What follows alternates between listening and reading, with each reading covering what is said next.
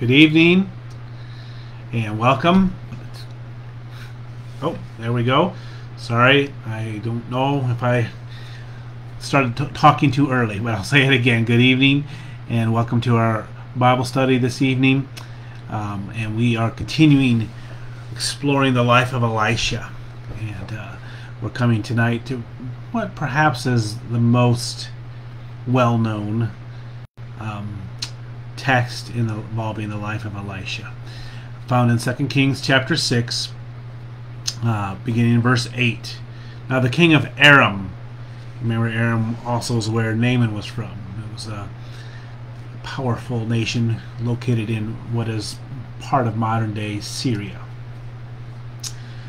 Now the king of Aram was warring against Israel, and he counseled with his servants, saying, In such a place shall be my camp. The man of God sent word to the king of Israel, saying, Beware that you do not pass this place, for the Arameans are coming down there. The king of Israel sent to the place about which the man of God had told him. Thus he warned him, so that he guarded himself there more than once or twice. Now the heart of the king of Aram was enraged over this thing, and he called his servants and said to them, Will you tell me which of us is for the king of Israel? Which one of you is a spy? One of his servants said, No, my lord, O king, but Elisha the prophet, who is in Israel, tells the king of Israel the words that you speak in your bedroom. So he said, Go and see where he is, that I may send and take him. And it was told him, saying, Behold, he is in Dothan. He sent horses and chariots and a great army there, and they came by night and surrounded the city. Now when the attendant of the man of God had risen early and gone out, behold, an army with horses and chariots was circling the city. And his servant said to him, Alas, my master, what shall we do? So he answered, Do not fear, for those who are with us are more than those who are with them. Then Elisha prayed and said, O Lord, I pray, open his eyes, that he may see. And the Lord opened the servant's eyes, and he saw, and behold, the mountain was full of horses and chariots of fire, all around Elisha. And when they came down to him, Elisha prayed to the Lord and said, Strike this people with blindness, I pray. So he struck them with blindness, according to the word of Elisha. Many sermons have been preached and taught on this text about maybe, the subject matter could be about God's protection, or about keeping your eyes on God and not your enemy, or how God is doing so many things that you cannot see, or how we have a spiritual battle rather than a physical battle. As Christians, our enemy is spiritual rather than physical, or other people. So all those are good. And I've used this text myself to support some of those very same premises. But tonight we're going to look at this with just a little bit of a different nuance. Okay, it has some of the same idea to it, but a little bit different nuance. I'm going to talk about how the safest place to be is in the center of God's will, doing exactly what God wants you to do. I want to think about how often people don't follow God because of fear and because of anxiety, because of worry. Many people are afraid of serving God, or stepping up and stepping out and speaking truth, or stepping out of their comfort zone and doing something maybe that they don't feel comfortable doing because they've never done it before, or maybe because of what people might think or what people might say, or what friends or family might think about them. Fear and anxiety are a huge portion of what our society determines the course that they'll take life in. In other words, a lot of people make decisions based on the fear and the worry in their life. And the funny thing is, I think the older we get, we're supposed to get wiser, right? But it's often the older we get, the more we let the worry and the fear chart our course. Not entirely. It's not it's not across the board. For some people, it's the opposite. They become less worried, more bold. Fear weighs them down less as they get older. And certainly for one following Christ, that should be the case. I think, though, for many people, when they're young, we tend to feel invincible. And also, a lot of young people are trying to impress others with their bravery and their courage and their bravado. And the older we get, the less we're concerned about these things, and the more we realize we are not invincible. And we see other people around us, maybe, whatever, facing the results of their bad decisions or their decisions, or sometimes even facing the results of serving God, and we let the fear creep in. I want to think of Elisha's servant here. I'm not sure if it was Gehazi or not. Probably not. The last time we saw Gehazi, things didn't go very well. He lied to Naaman, tried to steal a reward, and Elisha said, "No, you're going to have Naaman's disease." So I think if this was been Gehazi, he probably would have made mention by name. But this is another man probably who took Gehazi's place, or just another servant that ended up coming to and serving Elisha. But in this story, this man's very afraid. And I don't think we should be too hard on him.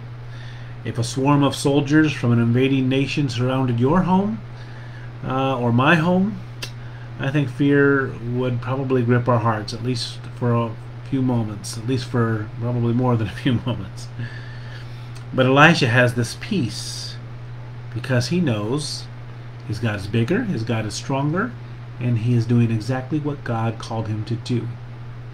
Now, if he had not been doing what God had called him to do, he'd been living, for himself, living a life of debauchery and serving Baal instead of Yahweh, he may not be so calm and full of peace. But he knew he was serving God.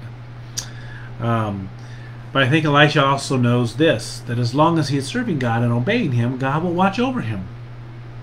And he's going to walk with him through every trial that he goes through, including this army that comes. The fact is, the most dangerous thing Elisha could do in his life would to be not to follow God, not to listen to him, to not go where God led him, say what God told him, do what God asked him. He lived in perilous times, and the nation of Israel was in constant danger, and foreign nations would attack, not just Aram, but other nations as well. Syria in particular. Syria would grow stronger, eventually much stronger than Aram, and the Syrians would overtake the Arameans, and then eventually, not in Elisha's lifetime, but later on, would overtake Israel, the northern kingdom. So beyond that, they had famines that would come because these people were serving Baal and sacrificing to idols, having weird sexual parts of their worship, and perhaps even by this time they were sacrificing individual people, children, to these gods. And so, God was trying to wake them up. We see here these Arameans are it almost seems like they're trying to capture the king of Israel or assassinate him. So he lived in perilous times, and Elisha understood that the wisest way to live in such a time was not to cower in a corner, or maybe try to blend in, pretend to be one of the pagans, compromise with the devil, maybe just sacrifice a few things to Baal. Maybe not, I'm not going to sacrifice people, but I'll go to the festival and bring a dove or something, just to try to blend in. Or maybe just sit on the sidelines. I don't have to blend in, but I just sit on the sidelines, not say anything, not do what God calls me to, not rock the boat. Oh, there's one that I think we, in our nation today, the church is the church of not rocking the boat. The church that sits on the sidelines. The church that stays out of controversy. And I think this is probably the approach that most of Israel took at that time, where many people operate. Eventually, The Arameans would besiege Samaria, the capital of the northern kingdom. They wouldn't take it over. They wouldn't win. And some terrible things would happen. Read on in this chapter. This siege of Samaria was horrible. It was horrible. Sieges back then were, starvation and things that are unspeakable, really. But Elisha was kept safe during that whole time.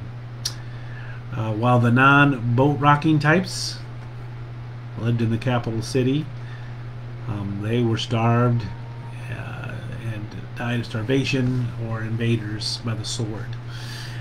It's never safe to not follow God. It's always the safest place to be is to follow Him and to follow His word, to listen to His voice, to seek His will, and to follow it. Step on some toes here a little bit, but how many people, perfectly healthy young people, stayed home from church during COVID-19, riddled with fear and anxiety? When being in His presence, being with His people, is the very antidote to the things that frighten us, the things that paralyze us. And even now, we've several years removed from the initial thing of COVID. I know it's coming back, and people are already starting to get worried, already starting to operate out of fear. But through this whole process, so many people have gone away from God. Not only just church attendance, but Bible reading and belief in God, prayer, all these things.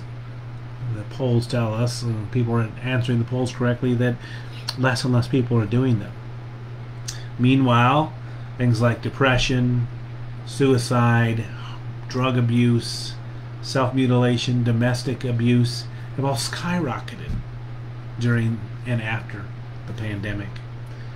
Because in our fear, so many ran away from God.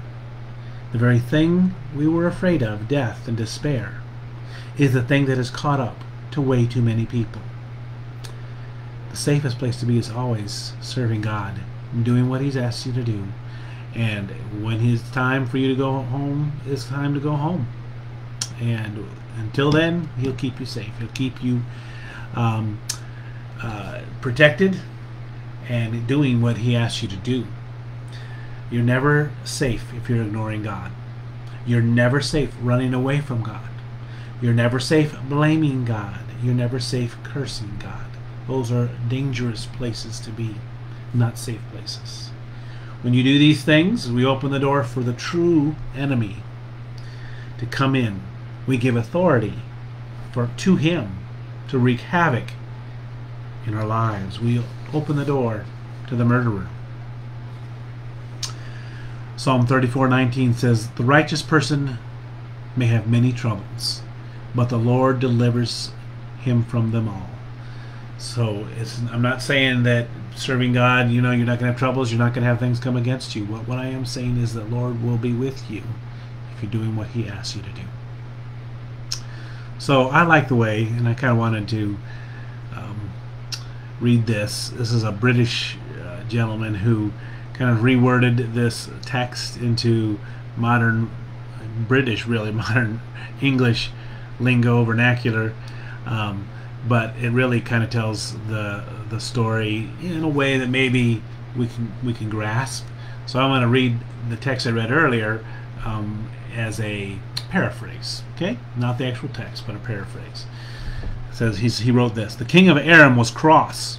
He was trying to have a war with the people of Israel, God's people, but it wasn't going very well. Wherever he sent his soldiers, it seemed that the king of Israel already knew that they were coming and had warned his people to be ready for them. It was strange, very strange indeed. So the king of Aram called all of his generals and his colonels and his captains and his lieutenants to a special meeting. 'I want to know what's going on,' shouted the king. 'Wherever I send my soldiers, the king of Israel already seems to know they're coming. Come on, own up. Which one of you is a traitor who's been telling the king of Israel my top secret battle plans?' 'Your Majesty,' chorused the generals and the colonels and the captains and the lieutenants. 'It's not us, honest.' 'Then who is it?' demanded the king. The officers looked at one another, shuffled their feet nervously, and began to mutter. "Come on," the king fumed. "Out with it."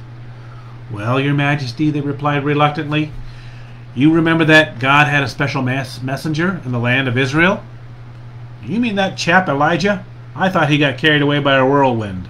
"He did, but now God has a new messenger. His name is Elisha. We think God has been telling Elisha all your top secret battle plans, and that he has been telling the king of Israel." "But how does God know my top secret battle plans?" asked the king. "Your majesty," cried the generals and the colonels and the captains and the lieutenants, "God knows everything." "What? Everything I do?" "Yes, your majesty." "Everything I think?" "Yes, your majesty." "Everything I say?" "Yes, your majesty." "What? Even the things I do with my teddy bear when I tuck him in at night?" "Yes, your majesty, even that." "Well, this is more serious than I thought," the king declared. "Send out my very best spies and find out where this Elisha chap is at once." So the generals and the colonels and the captains and the lieutenants sent the king's very best spies to find out where Elisha was. They were soon back with the answer. "Elisha is at the city of Dothan," they reported. Hearing this, the king of Aram ordered his officers to take a great army of soldiers and chariots and horses to the city of Dothan to capture Elisha. The army surrounded the city in the middle of the night, and then they waited. The first rays of the morning sun shining through his window woke up Elisha's servant. He stretched his arms and he yawned. Then he got out of bed and looked out of the window. "Oh, what a lovely day it is out there," he said to himself. "Blue sky, sun shining, fluffy white clouds, lovely trees, green grass, horrible great big army come to get us." He rubbed his eyes and looked again. The army was still there. 10 seconds later, he was in Elisha's room, shaking him with all his might. "Master, master, we're surrounded. What a horrible great big army all around the city. What are we going to do? What are we going to do?" "Calm down," Elisha told him, looking out the window. "I don't know what you're worried about. There's more of us than there are of them." Elisha's servant looked at him in astonishment.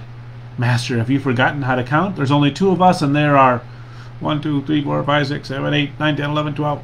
Lots of them." "Oh dear," Elisha sighed, rolling his eyes. Then he looked up to heaven and spoke to God. "Please open this poor boy's eyes so that he can see what's really going on." The servant let out a gasp. More chariots and horses had appeared all around them out of thin air. But this was no ordinary army. These were God's heavenly warriors, and they were made of fire. "You see," Elisha grinned, "there's nothing to worry about." Then Elisha spoke to God again. "Please, just for now, make these people blind." And at once the generals and colonels and captains and lieutenants and all the other soldiers from Aram found out that they couldn't see a thing. And Elisha marched out of the city and walked right up to the commander of the army. "You've come the wrong way, old chap," Elisha informed him. So that's, once again, a paraphrase from a modern English gentleman, right? But it does kind of help us see, again, what exactly was going on there, with a little bit of tongue-in-cheek in there as well. But everything about this text, whether I read it from the NASB, the New King James, or this English dude's paraphrase, or go back to the original Hebrew, everything affirms for us this, that the safest place to be is in the center of God's will. Serving Him, worshiping Him, listening to Him. Any other place is actually a dangerous place to be. But in the middle of His will, that's the safe spot. So don't let fear and worry, which are Satan's tools, keep you out of the center of God's will. It'll keep you from the safest place in the world to be.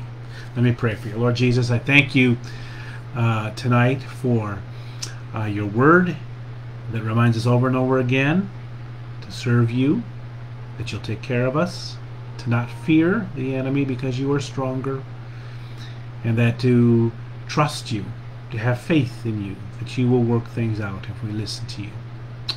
I ask these things now in your name. Amen. God bless you, my friends, and everybody that's watching, whenever you're watching, whether you're watching live tonight or watching it later.